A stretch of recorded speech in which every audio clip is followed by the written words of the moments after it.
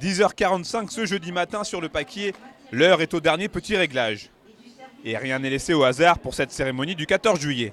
Une fête nationale post-attentat du 13 novembre 2015, un peu particulière cette année, car ces 8 mois d'état d'urgence ont énormément mobilisé les forces de l'ordre.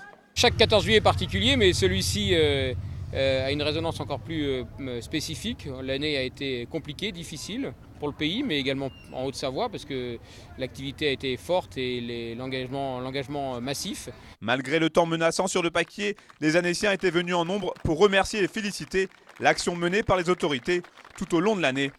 Un soutien apprécié comme il se doit. J'ai comme le sentiment qu'il y avait une grande présence autour des forces militaires et des serviteurs publics qui étaient là ce matin pour le 14 juillet. Il y a comme un soutien, une cohésion, on le vit aussi au quotidien. On sent en Haute-Savoie le soutien de la population à l'action que nous menons pour la sécurité des habitants et des vacanciers. Lors du traditionnel défilé sur l'avenue d'Albini, les militaires du 27e bataillon des chasseurs alpins ont largement remporté l'applaudimètre. Le 27e BCA qui, une nouvelle fois, aura connu une année très chargée. Déjà à l'été 2015, nous étions largement engagés sur l'opération Sentinelle, donc la protection de la population française sur le territoire national. Et puis les événements du mois de novembre ont encore renforcé notre engagement sur le territoire national. Et un détachement de plus de 400 chasseurs se préparait à partir au Mali.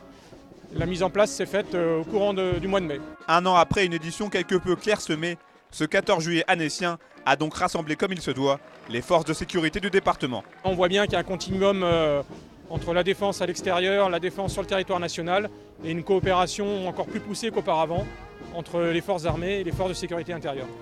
Cette cérémonie du 14 juillet a donc allié soutien et reconnaissance et cela donne un résultat tout en sobriété.